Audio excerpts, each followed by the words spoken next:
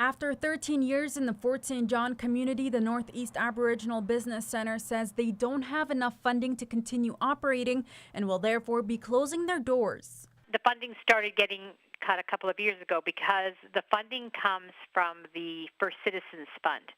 And with the, world economics, that fund, is not earning the interest that it did at one time. So MAR, Ministry of Aboriginal Relations and Reconciliation, had to make some hard choices, and they had to, cut all kinds of programs.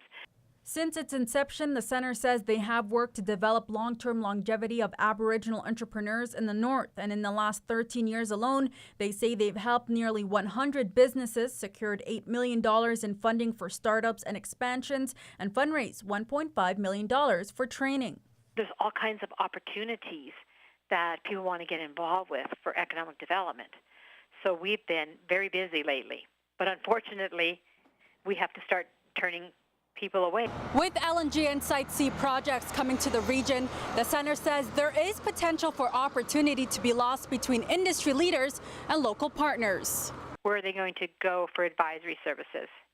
And the reason why these centers were created, in the province was just that fact, is because we're culturally sensitive.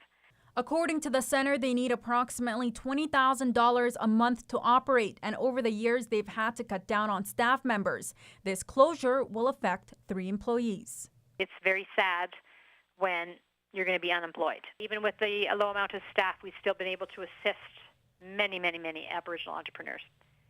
In an email to CJDC-TV, the Ministry of Aboriginal Relations and Reconciliation says they remain working with the center to find solutions to keep its doors open. This includes assistance in seeking additional funding sources. The center says their doors will be closed for good on the 25th. Faiza Amin, CJDC-TV News, Fort St. John.